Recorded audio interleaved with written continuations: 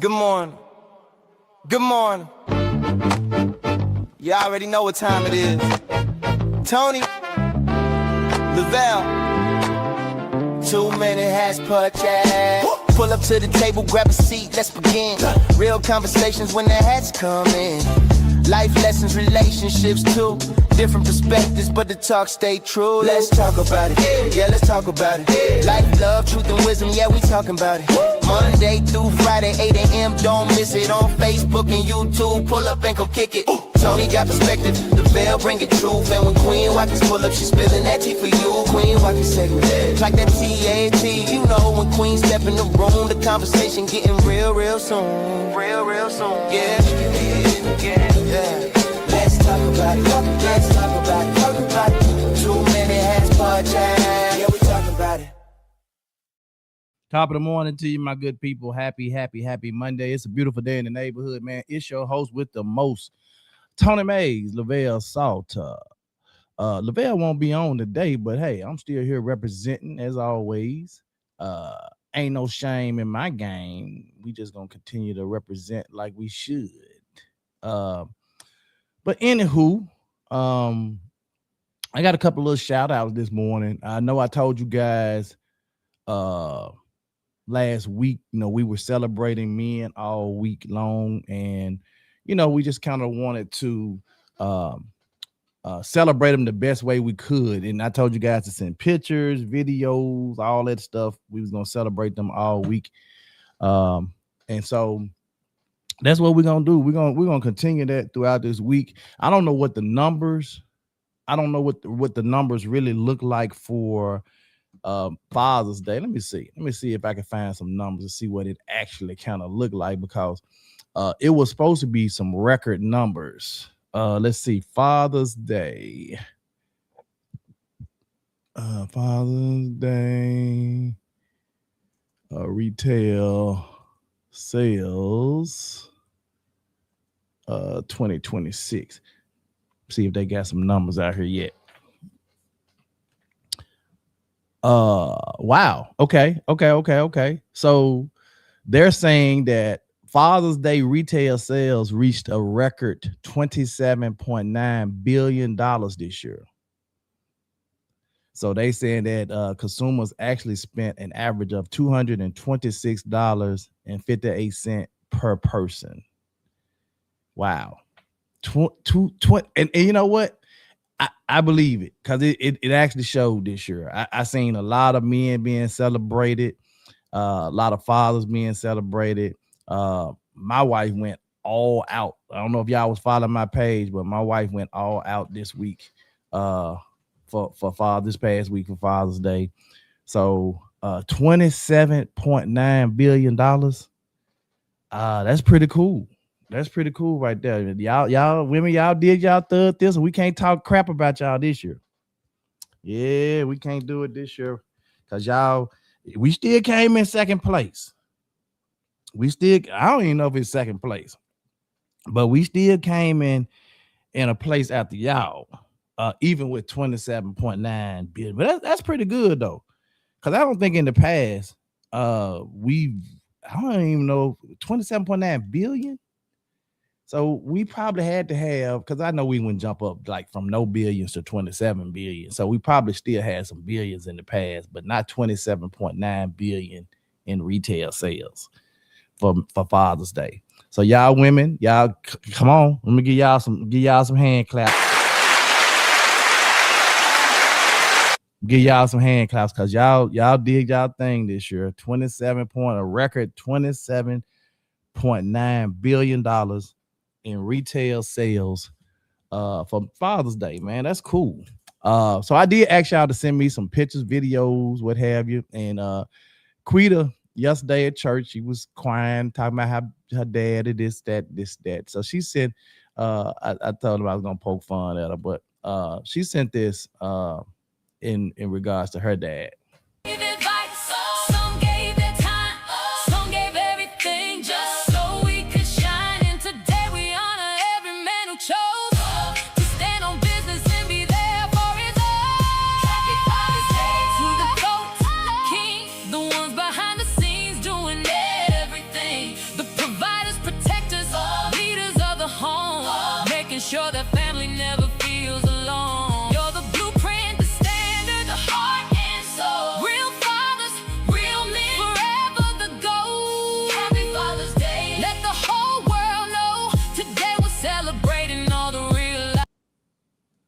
Cool. I love it. I told y'all to send it to me. I'm gonna play it. Send me y'all videos, y'all pictures, y'all whatever. My son actually posted his son for the first time on social media.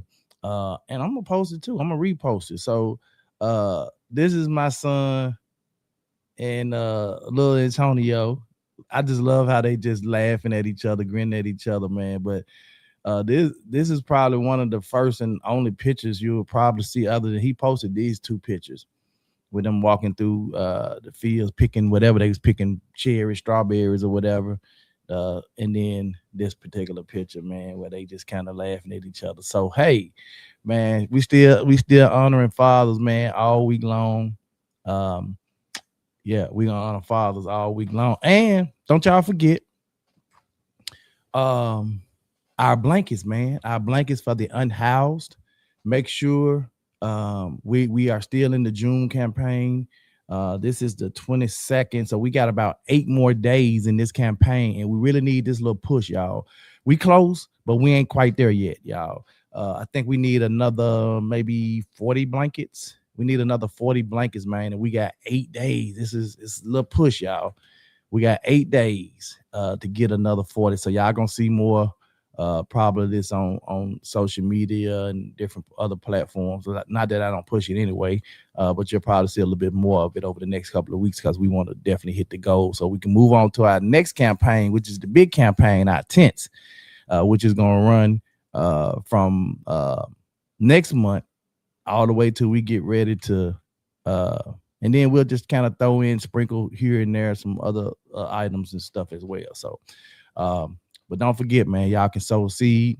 Together we can make a difference. Blankets for our unhoused, help us to bring warmth, dignity, and hope to those experiencing homelessness. You can cash out $ 2 million # 2024. You can Zelle 901-428-3822. Man, I don't know where everybody at today. I guess everybody sleeping in on this rainy morning. Guess everybody is sleeping in on this rainy Monday morning, and I get it. Y'all sleep, but we're gonna go on as usual. So let's jump on into our topic today. And one of the reasons I kind of picked this particular topic, it seems like I've watched. Good morning, Phyllis. It seems like I've watched some movies lately, and it seems like all of them kind of the same thing, where they have a scene in the movie where you have somebody who is maybe about to expire, and they the other person is there trying to comfort them, trying to tell them, because we watch like the Chicago PD, Chicago Fire, other little shows and movies too, and it seems like this has been the theme as of late. Like somebody's on there and they're getting ready to expire, and somebody's there trying to comfort them, and then all of a sudden that person kind of expresses how they feel about dying, like they're afraid and all of that good stuff. And so I started thinking about that, and I was like, I wonder, like, how people truly feel when they're kind of know they about to leave here. Are you afraid to die? Why or why not? Is my question for the morning. And again, I've witnessed people expire, like in real life, and you just never really know what a person is thinking. I have had people to say, or they've heard, maybe somebody expiring, and they heard somebody say, hey, you know what? I'm ready. I've made my peace and I'm ready. And then you have those that said, you can see the tears in their eyes, and they literally scared. Good morning, sir. And they're literally scared. I remember back here a few months ago, we were down in Texas, and right before our good friend and brother Todd expired, I had a chance to talk with him and speak to him, and even though I think he was tired of the struggle, his body was tired, physically tired. I think there was that moment in the back of his mind where he was just scared. He was scared, and I just prayed with him. I prayed with him, and just let him know, man. God loved him, and that you know he was gonna be okay. And so and the next morning he was gone. So it's you. I don't think, man. We can be brave and we can say all the good positive stuff. Oh man, I'll be ready, and I ain't scared to die and all that. But I guess until you really face that, is what I'm saying. Until you actually face it, because I can say all day long, nah, I ain't scared to die. I mean, we all gonna die. We all gonna leave. But till you actually laying there and you feel your body slipping away and taking your last breaths and all that stuff, man, it's gotta be different, man. And I ain't trying to scare nobody. You feel how you feel. If you feel like, hey, I'm good with it, then that's what it is. If you feel that way. But for me, I think it would be probably a little nerve wracking for me, and just not really knowing, what that was going to be like. Phyllis said mostly when you hear people say they are ready to go is when they are suffering, but there's a difference. But if it a difference, I'm not afraid, but not ready. See, and that's what I'm glad you brought that up, Phyllis, because I do think that a person cannot necessarily be afraid, but like you said, they're not afraid, but they're not ready either. Like they feel like they ain't done enough yet, So I think that kind of plays a part as well, and I think that's really big right there, because you can probably not be afraid or say you're not afraid anyway, or feel as if people are just elderly. I've seen some elderly people say, hey, baby, I live my life, I'm ready. My stepfather, God rest his soul, would cry, literally cry. I remember one time my uncle passed all of a sudden, and my stepdad had been sick. He had cancer, had been sick for a while, and my uncle just passed all of a sudden. And boy, he was mad. He was, my God, take him. I'm ready. He ain't take me yet. I mean, he was literally ready to go. And he was, and I didn't see him. Well, I don't know this because I'm just, I'm going off like, how people be struggling, they suffering and they pain, hurting, all that stuff. He never showed that side to us. I'm gonna put it like that. He never showed that. But I know because of what he was going through, he wasn't able. My stepdad drove a cab for a better part of his life, and he enjoyed being out there serving, I guess driving the cab and doing his thing. But when he could no longer do that, and he had to be stuck in the house all day, and I think that was more of a suffering thing for him than the actual pain or whatever he was going through in his body. And so it hurt me to see him like going through like that, because I knew, I'm talking about, he would literally cry. People would come over there and ask him how he was doing, and he would literally start crying, tell him he ready to go and God won't take stuff like that, man. I'm talking about everybody that went in that room came out crying. I was like, boy, you going in there? I'm gonna take you some tissue because you gonna come out crying.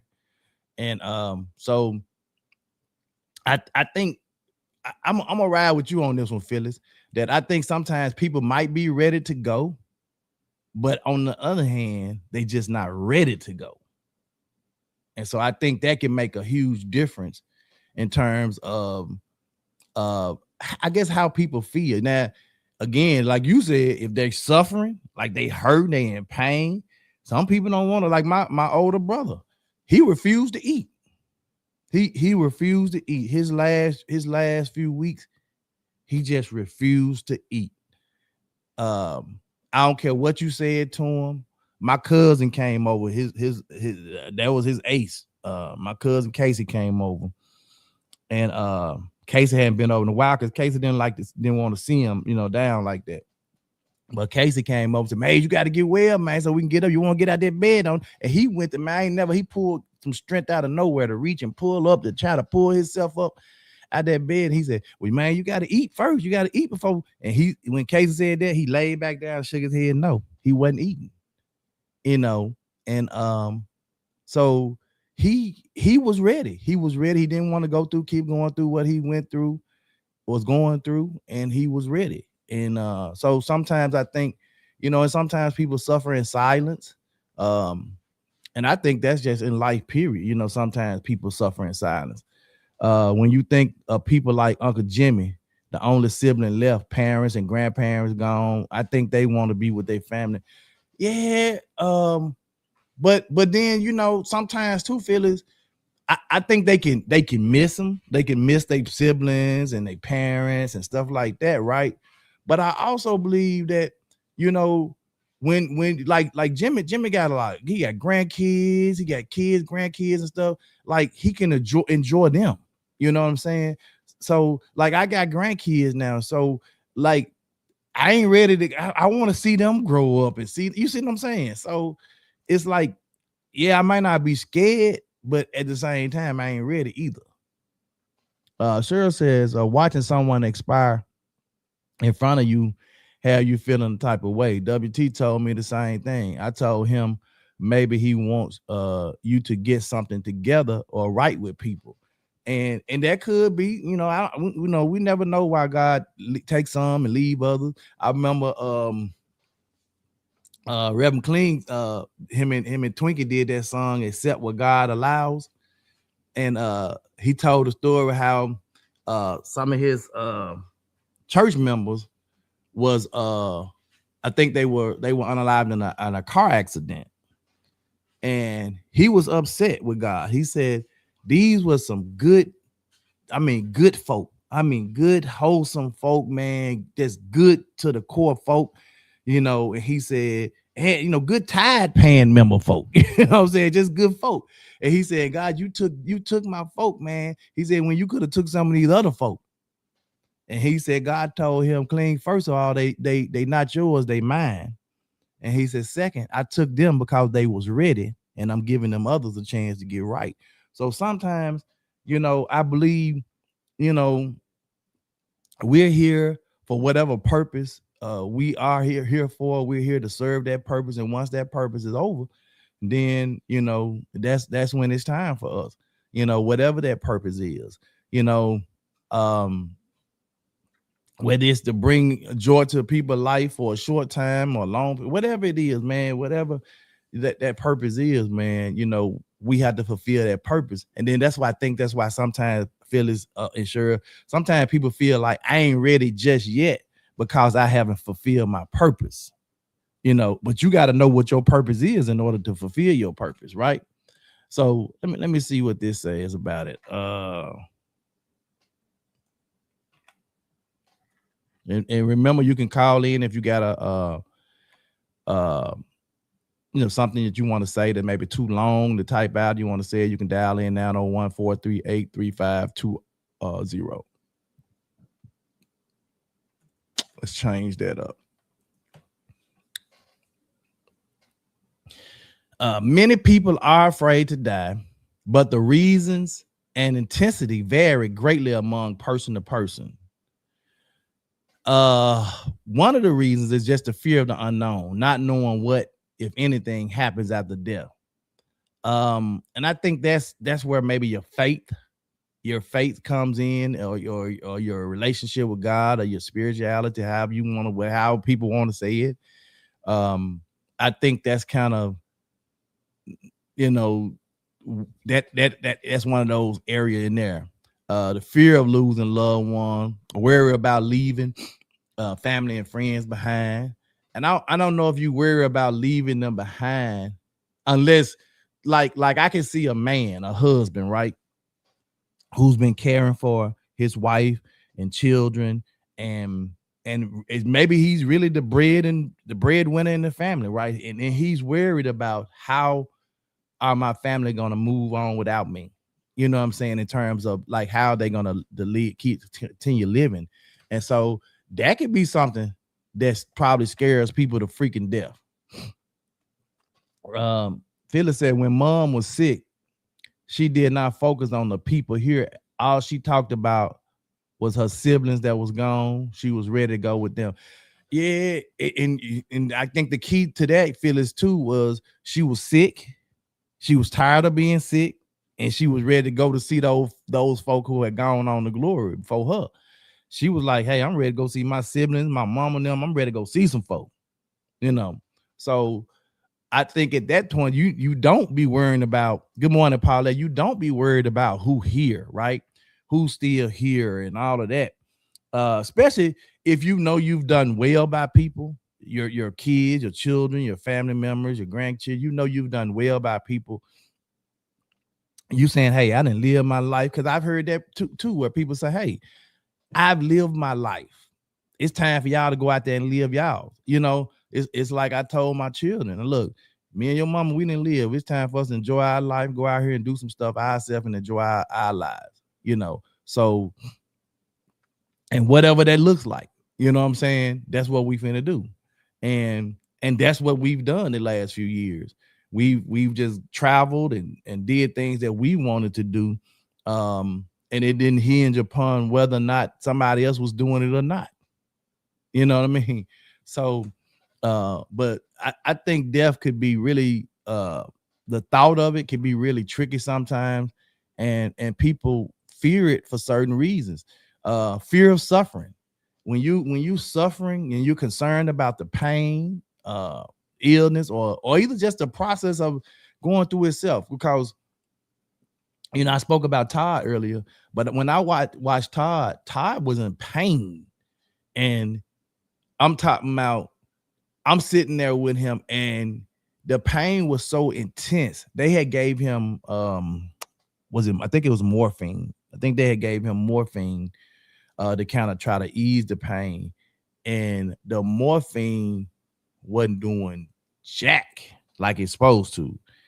Like, he was asleep. I'm watching him. I sat there for about 15, 20 minutes just watching him sleep. And every time, like, a pain would hit him so hard, his whole body would tense up and his face would grimace in his sleep. That's how much pain he's in. I was like, Lord, you know, and I just prayed. I prayed with him. And when I prayed with him and he gripped my hand and he said, you and Mona, y'all my sisters, and you're my brother, and Mona my sister. And that next day he was gone. So, you know, people fear for different reasons. Will you talk about funerals another day for a topic? Yeah, absolutely.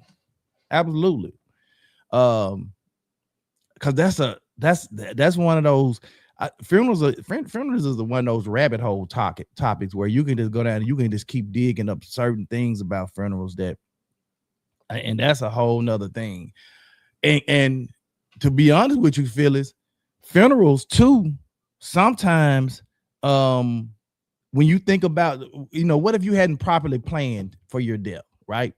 And because some deaths are like quick, like you don't even know what's happening, boom, it happens all of a sudden, boom.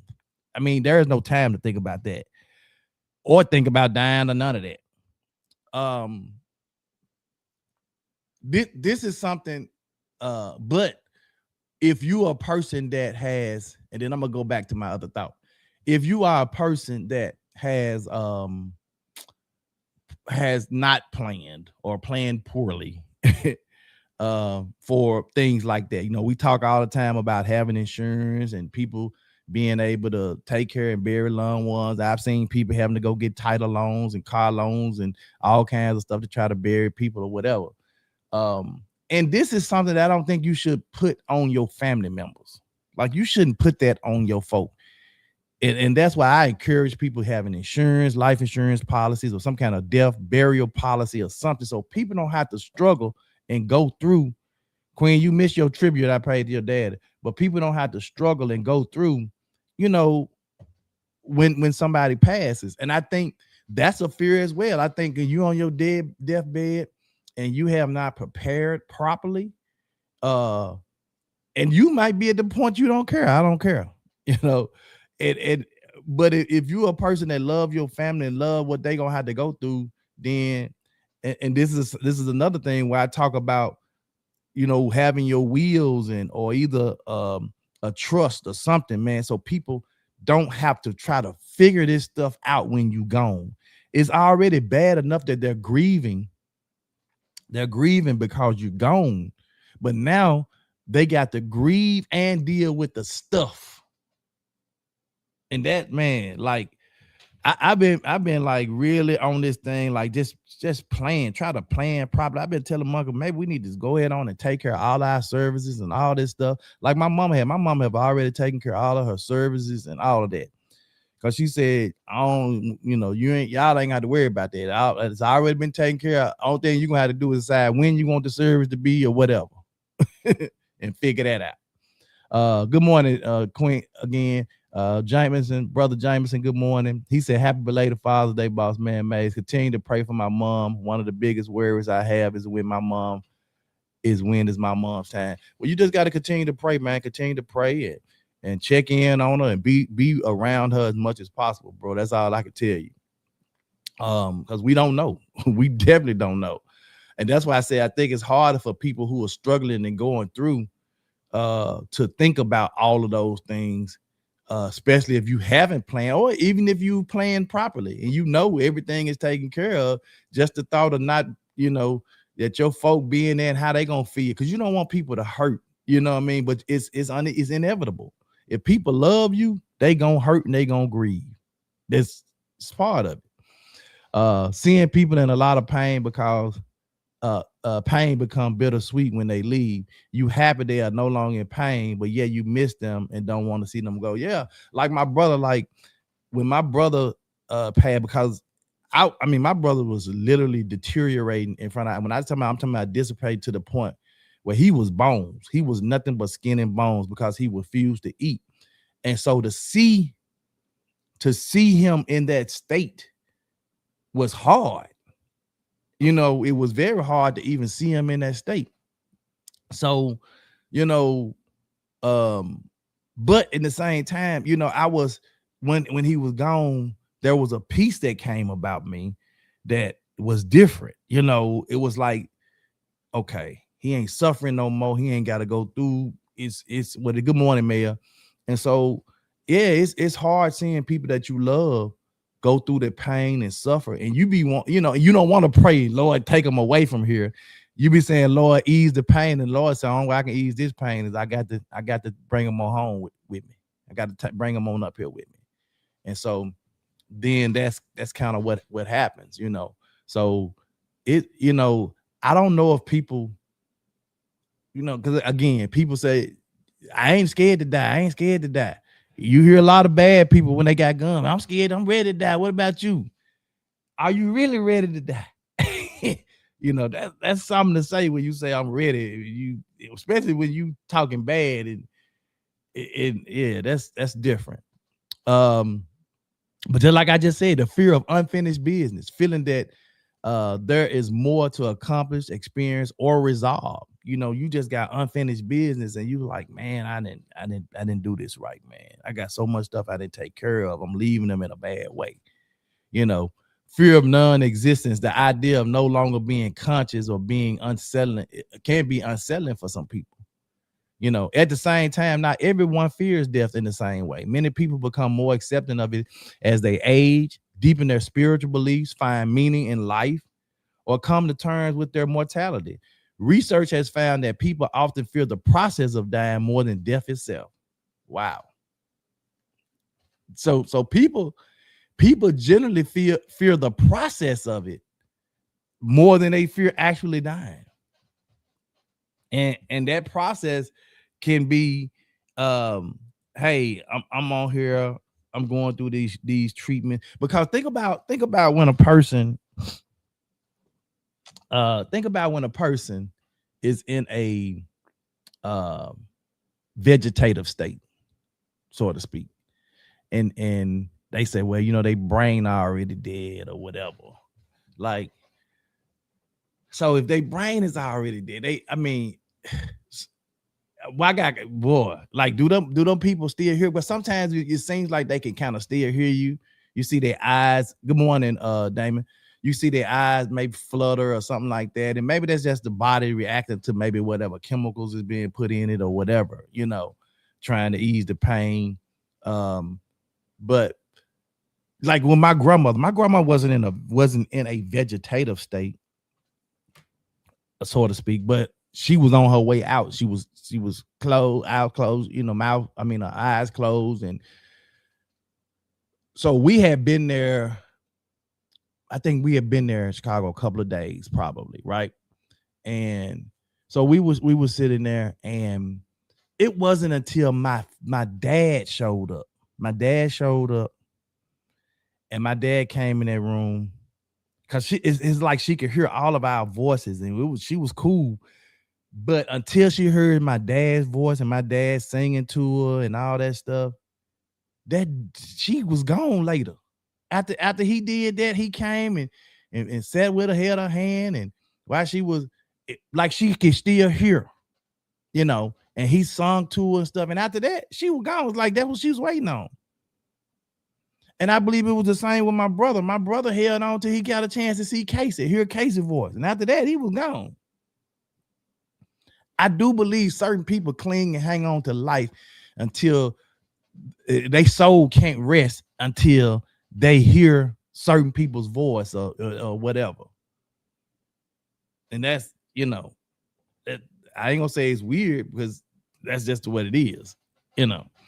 Monica said, Brandon, sending continued prayers. It's super hard to see Nessa in her current state. We have had some great times with her, great memories. I know this is hard for her. Yeah, man, it's hard when you see people you love. Like Phyllis said, seeing people in a lot of pain, you know, that's a hurting feeling, man. Like your loved one. You know, I seen a lady post, I think it was yesterday, might have been yesterday. She was posting the journey, and I didn't go back and look at her page because I think somebody else had reposted it. And sometimes you get lost. You try to go back and try to find the actual page. But anyway, the ladies, I want to say it's her husband, had suffered a massive brain injury, some kind of brain injury. And because the hashtags was vegetative state, blah, blah, blah, blah.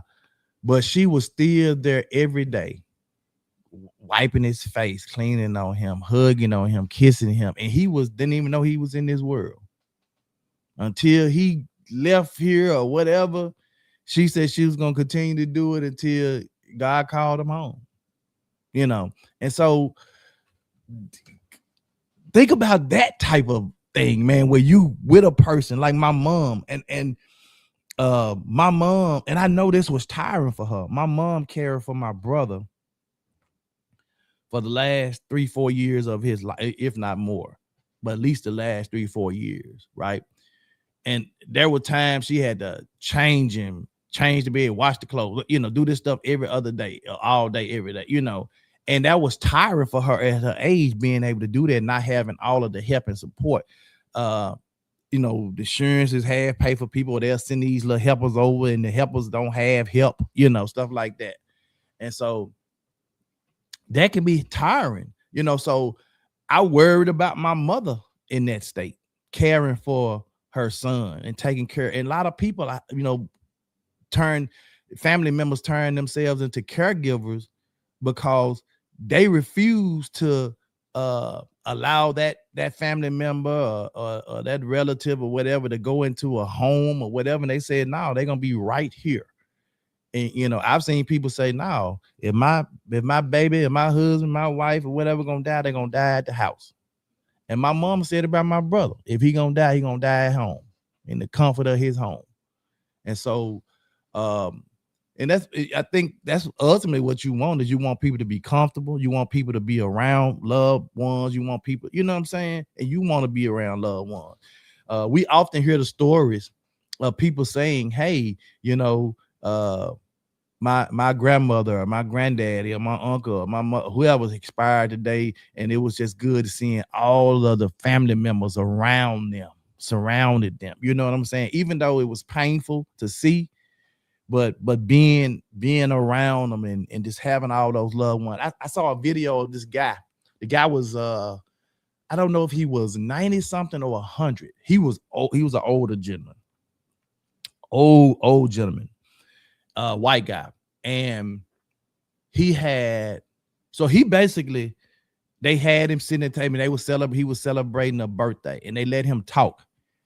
And he spoke really eloquent. He talked about how he was just grateful to God for allowing him to be able to, at that age, to see all of his family members. He was just looking around the room at his kids and grandkids and great grandkids and great grandkids. He was just looking around and just spoke real eloquent. And I just looked at that and I was like, at that period, at that point of time, that he said there was nothing else greater than that moment.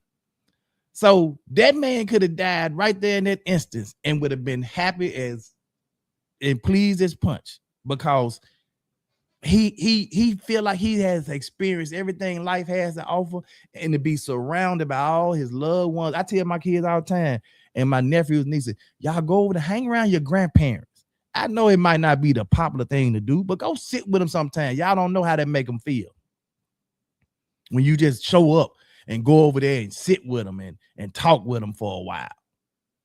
You know what I'm saying? It make them feel good. Phyllis said caregiving is very stressful and emotional. Man, yeah, it can be. And I watched my mama be a caregiver for so many people, you know. So, you know, it's just like that was a calling or something on her life, you know, to be able to do that. Mel said yes to the question. Back in April, I was faced with it and God kept me, and I'm grateful. Last week, we lost a coworker, 44, and that HBP, and he had a stroke, and his funeral was this weekend. So every day I don't take for granted. However, I do know one day we will all have to go. Monk said I go every chance I get. Yeah, you know, you have to, man. Like I love hanging around elderly people and just getting their wisdom and just learning and hearing old stories and stuff like that. But it's generally them grandchildren, man. When you really look at like when grandmama, granddad, they be the ones clowning at the funeral because they know they hadn't been there, they haven't been around, or they hadn't, you know, and grandmama and granddad was the one that was always taking up for them, showing them love, grabbing them and taking up for them when mom and dad wanted to tear that tail up, and grandmama like, no, come on, baby, you know. And that's what we do as grandparents. You know, we shield and protect the grandchildren. You know, they be like, you ain't checking, you know, but yeah, that's all right. That's my grandbaby. Somebody had a video circling that was going around. It was showing all these grandmothers and grandfathers coming to the rescue of their grandbabies, or just, you know, the grandbabies, the mamas or daddies came to pick up the grandchildren, and they want to leave their grandmama, granddad, and they were like, okay, that's all right, bring them some clothes and ma, they stand. It was a funny video. It was cute, but at the same time, it showed you the love that the grandkids have for their grandparents and vice versa, you know. So this is beautiful. Like, you know, so I don't know if everybody, if you are afraid to die. I'm more now, because Phyllis got me thinking about that. I'm more in tune with, because I know we all gotta die. Like, am I afraid to die? I don't necessarily think I'm afraid to die. I'm just not ready to die. I feel like I have so much more to see and accomplish and you know, just experience. So but I do know, I don't take it for granted, you know, because you could be here today, gone today. You know what I'm saying? So, you know, and I know a lot of people don't even a lot of people can't even talk about this subject. This topic is taboo for some people. They don't want to have a discussion about it. They don't want to talk about it. Monks of those grandchildren hit different. Yeah, I believe that. I believe that. Phyllis said, I find myself saying, I remember grandma saying this or that. You never forget those wise words. Yeah, man. Just being around them, Phyllis, being around them. Pastor Clark said, I ain't afraid, but I don't have my hand raised either. Absolutely. And I think Phyllis really kind of brought it, because that kind of, came up, but it didn't really register till she said it.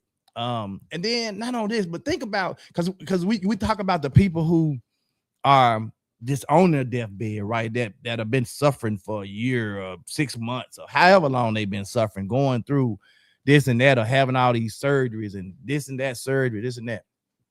But what about the person? Because I remember when so back in the day, we had this ministry called SOBYM, Save Our Boys Youth Ministry. And Pastor Clark's son, Jamarcus, and all of them was a part. They used to come over to the house. We used to do different activities with them. We used to take them on trips. We took them to St. Louis, Six Flags. We used to take them down to games, football games at Valley, different places, just kind of just doing stuff with them, man. And all these guys used to always be at my house all the time. And so it was a little clique of used to always be there. It was Mario, it was Bobby, it was Lil Kevin, it was Jaron, it was Jamarcus, Travis, and who else? Most of them all the time. They was always there. After church on Sunday, they come. Summertime, they out of school, they over there. But them boys used to do some of the craziest stuff. Like we used to sit there watching WWF. At the time, it was WWF. Then they later became WWE. But anyway, them boys was watching wrestling and tear up my furniture, jumping all over the furniture, jumping off the furniture, jumping on each other. I remember one time they took a chair and anyway, so I said all this to say, so Travis was the one that was, Travis was real, he was real sneaky, and he was funny though, because when he talked, he mumbled. We like, Travis, we don't know what you just said, bro. And they's always messing with it, because Travis would be like, yeah, man. Yeah. They were like, Travis, man, you got to talk. We don't know what you're saying. Anyway, Travis was killed in a car accident where they were coming, over in that area over there, the street depth in that area. Anyway, the car ran under, it was late night, early morning, ran under a semi truck that was parked. And somebody found them in the wee hours of the morning and called the police, ambulance, all that. So my whole thought process was, man, did they have that accident and they were sitting there suffering and nobody ever came? And it wasn't until the doctor later gave the report and said, oh, no, they was killed instantly, that I felt good about them, but felt bad about that he didn't suffer. Cause that was my thing. Cause I was like, oh my God, this boy sat here and nobody came through here. Cause it was one of those areas where it was a lot of truckers, kind of truck drivers, trucks used to park. And it was a area that a lot of cars and people didn't come through. Right. And so the truck drivers generally parked there at night until the next morning, or they dropped their loads off or whatever.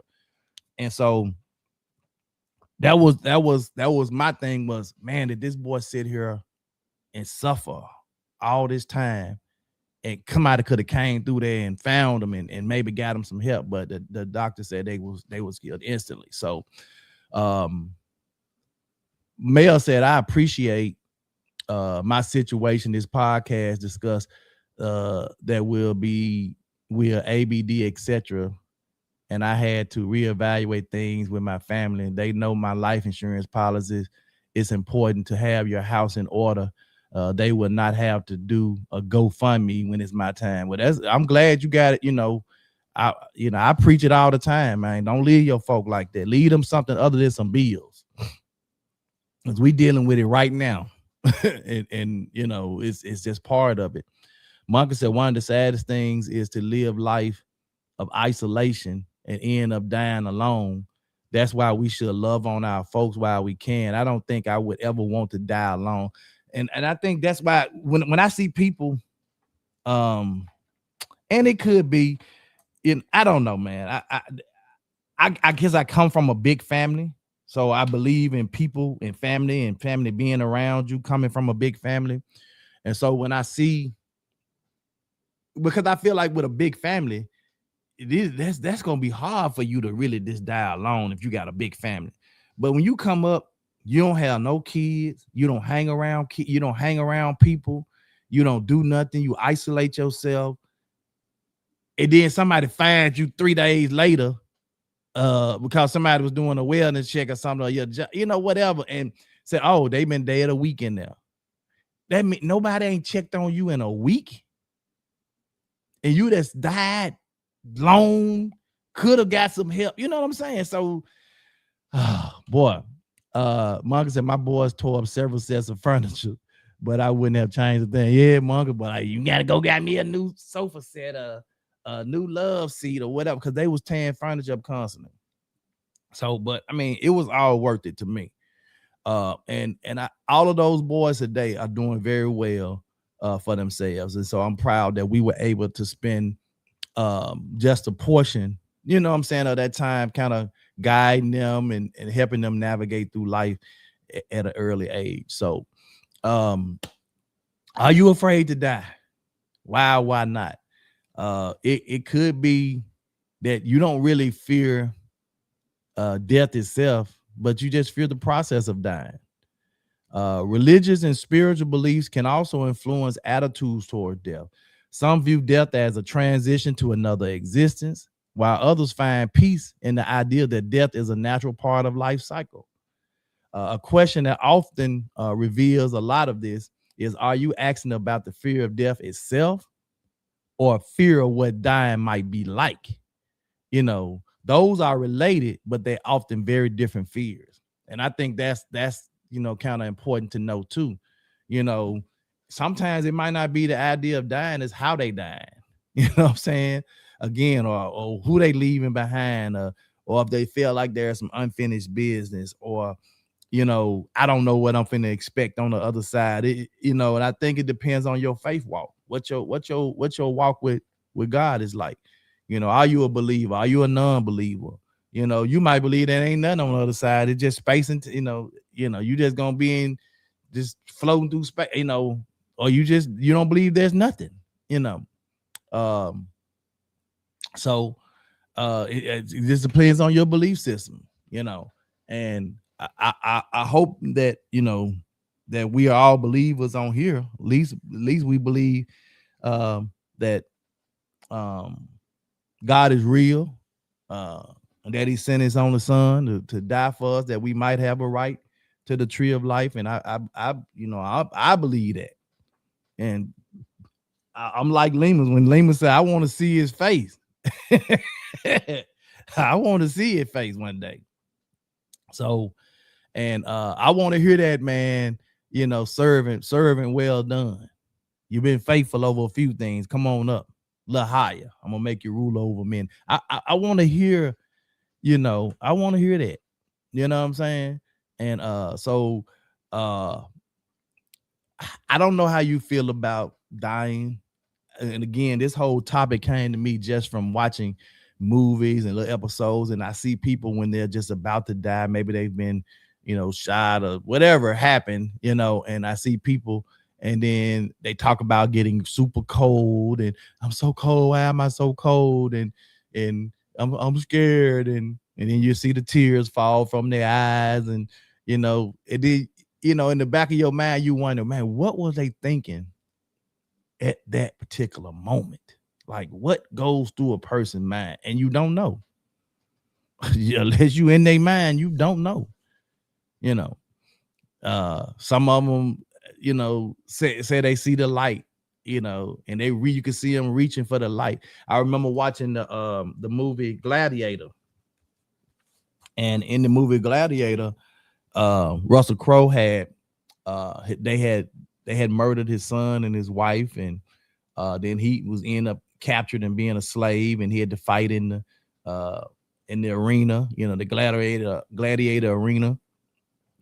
And so when he finally faced his oppressor, and the person that that had his family murdered and all of that, you know, he took the opportunity against the fight the odds and killed his oppressor.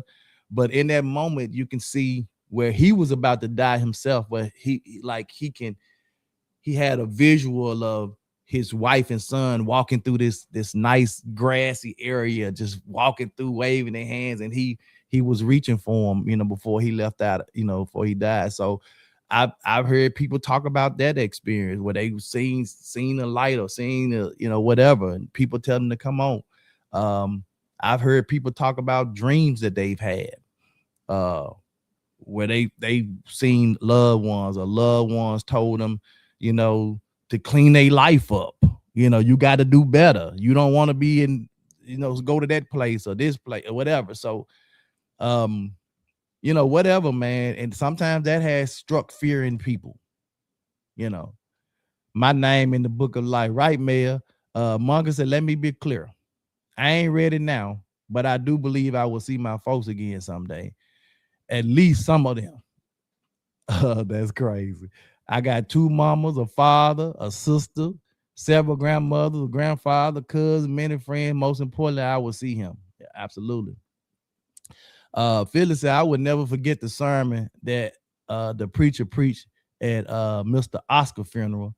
I was ready to go to heaven right then and there. The visual aspects of heaven, right? Pastor Clark said, for some, it is the fear of the unknown. Many of us in the faith have a hope of a better place. The actual process of dying is scary to many. The how becomes the fear. But I like what Pastor Bartlett used to say. It's not how you die, but it's how you die. Right. And some of y'all, that y'all get that on your way home, as Pastor Bartlett would say. It's not how you die.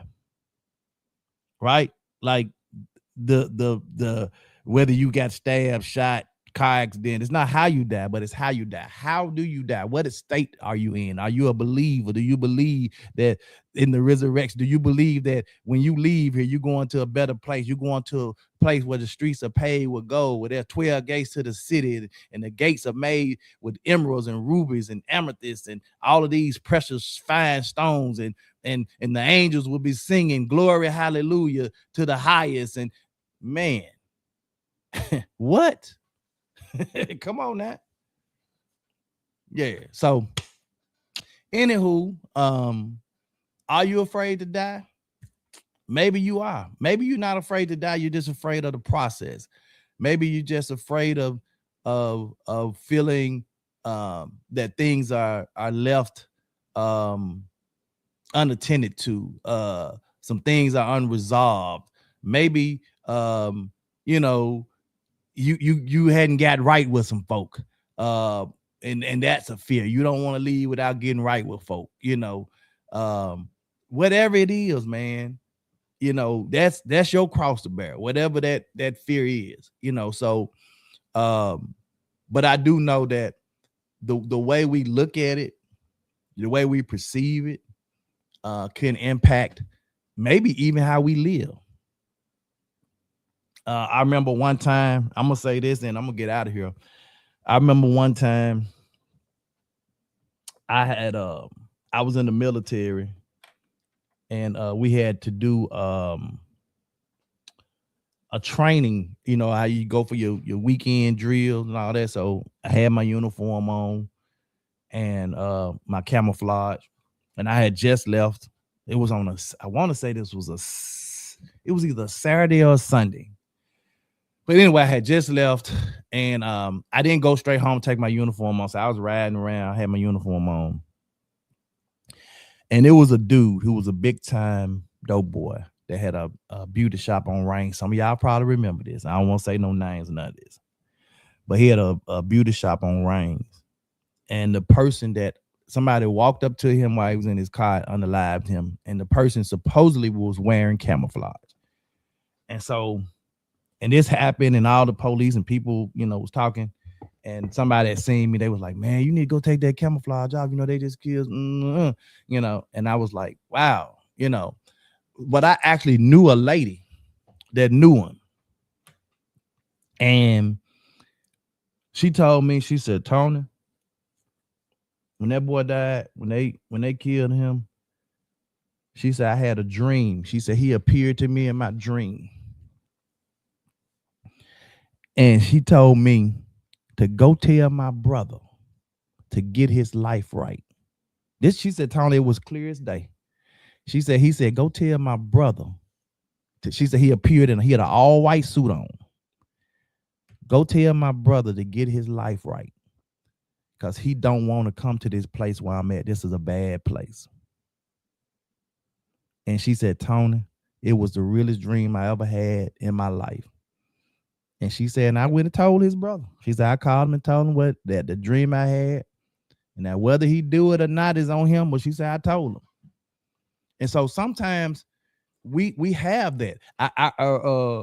Where you remember when the story of the parable of the rich man and the poor man, right? Where the poor man just desired to eat the crumbs that fell from the rich man's table, right? And so this says that the poor man, the rich man died, and in hell he lifted up his eyes, and the poor man died and was carried away into Abraham's bosom. And that same rich man asked the poor man. Now he wouldn't give him the crumbs that fell from his table, but he asked the poor man, said, hey, go and I can't come to you. You can't, because there's a great gulf fixed betwixt us. He said, but if you would just dip the tip of your finger in some water and cool my tongue, for I thirst in this place. I'm tormented in this place. I don't know. That's a place I don't want to be, Phyllis. That's a place I don't want to be. Well, you asking somebody to just come dip their finger in some water just so I can just cool my tongue just a little bit. I don't want to be in that place. If you live to be 822, it is still something you haven't seen or done. So be ready, be ready, be ready. Absolutely. You got to be ready. Whether you're ready or not. like Clark said, like Bobby said, it's not how you die, but it's how you die. All right. Well, thank y'all so much, man, for tuning in today. I appreciate all of the comments, man. I appreciate you guys just being with me this morning as I was solo this morning. Lavelle couldn't be on. So I was solo this morning, and glad that you guys were able to be with me and just kind of share and engage with me this morning, man. Thank you guys so much. Let us praise God. We thank you for this day. We thank you for another opportunity just to be able to tell you, thank you, God. Not that we've been so good or kind. You're just a good and kind God, and we thank you for it, oh God. We thank you for looking beyond all of our faults and seeing to our very needs. God, we thank you for life and life more abundantly, oh God. And we pray that you will give us an understanding of death, and that we know death is not the end all, okay? Because if we love you and we know you, God, we will see you, and we will see our loved ones again. We thank you, God. We pray now for all of those who are lost, that you would recover them, oh God, that you would bring them into the fold, oh God, that something may be said to help them, oh God. We thank you. We pray for our viewers and listeners, oh God, that you will grant them their heart's desire. We thank you. It's in Jesus' name we pray. Thank God and amen. We will see you, hey, Zon, we will see you guys tomorrow morning, same bad time, same bad place, 2 Men in Hats. Let's talk about it. Good morning. Good morning. You already know what time it is. Tony, Lavelle, 2 Men in Hats podcast. Pull up to the table, grab a seat, let's begin. Real conversations when the hats come in. Life lessons, relationships too. Different perspectives, but the talk stay true. Let's talk about it. Yeah, let's talk about it. Life, love, truth, and wisdom. Yeah, we talking about it. Monday through Friday, 8 a.m. Don't miss it on Facebook and YouTube. Pull up and come kick it. Tony got perspective. The Veil bring it truth. And when Queen Watkins pull up, she spilling that tea for you. Queen Watkins segment. Like that TAT. You know when Queen step in the room, the conversation getting real soon. Real soon. Yeah. Let's talk about it. Let's talk about it. 2 Men in Hats podcast.